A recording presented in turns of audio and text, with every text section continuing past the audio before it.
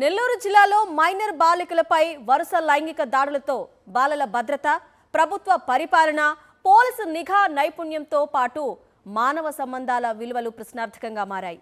కావలి పట్టణంలో పాఠశాల బాలికలపై అదే పాఠశాల ఎదుట మిక్చర్ అమ్ముకునే 60 ఏళ్ల వృద్ధుడు జరిపిన లైంగిక వేధింపుల ఘటన మరువక ముందే 12 ఏళ్ల బాలికపై గంజాయి బ్యాచ్ చేసిన అఘాయిత్యం వెలుగులోకొచ్చింది.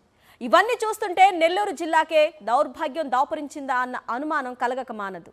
నెల్లూరు జిల్లాలో బాలికలపై రోజుకో అత్యాచార ఘటన జరుగుతోంది.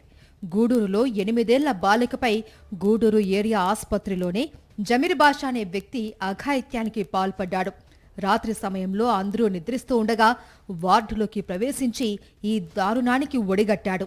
బంధువులు గమనించి కేకలు వేయడంతో నిందితుణ్ణి పట్టుకుని పోలీసులకు అప్పగించారు.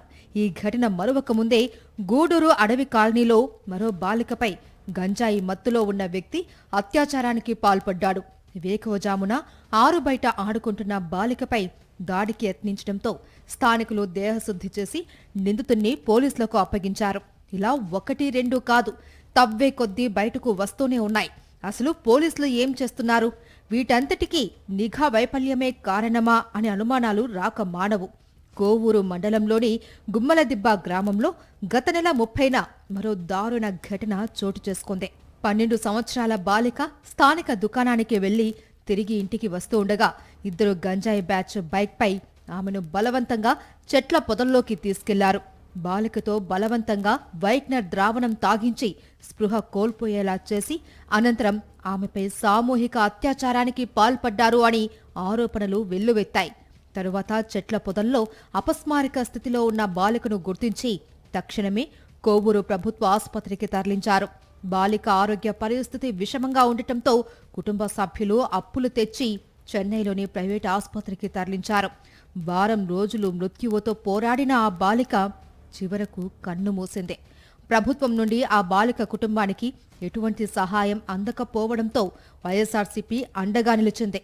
బాలికపై అత్యాచారం, హత్య పూర్తిగా ప్రభుత్వ వైఫల్యమేనన్న వైఎస్ఆర్సీపీ జిల్లా అధ్యక్షుడు కాకానిపై అనూహ్యంగా పోలీసులు మరో అక్రమ కేసు బనాయించారు.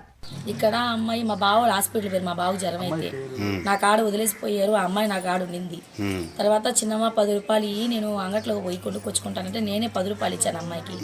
అంగడి అయిపోయి తర్వాత పాప రాలా, 1 గంట దాకా అయిపోయింది. ఏంది పాప రాలేదని నేను తర్వాత చిన్న పాపని పంపించా చూసేసారమ్మని. పాప చూస్తే పాప లేదాడ. అమ్మాయి చూసేటప్పుడు వాళ్ళు బండిలో బలవంతంగా తీసుకోబోతున్నారట వాళ్ళు. తర్వాత పాప వచ్చి చెప్పిన తర్వాత మా బావోళ్ళు మేమందరం వెతికాం. పాప ఎక్కడ ఉప్పిలా, పాప అక్కడ పడిపోయి ఉండింది గేట్ల కాడ, స్పృహలో లేదు అసలు అమ్మాయి.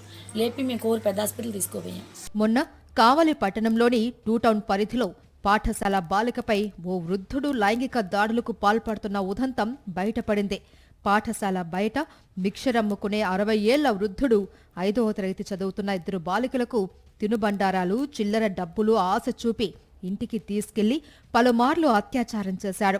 వారిలో ఓ బాలిక ధైర్యం చేసి తల్లిదండ్రులకు విషయం చెప్పడంతో విషయం బయటకు వచ్చింది. నిందితుణ్ణి పోలీసులు అరెస్టు చేశారు. అయితే సదరు నిందితుడు కొన్ని నెలలుగా ఇదే రకమైన లైంగిక దాడి పలువురు విద్యార్థులపై జరిపినట్లు అనుమానాలు ఉన్నాయి.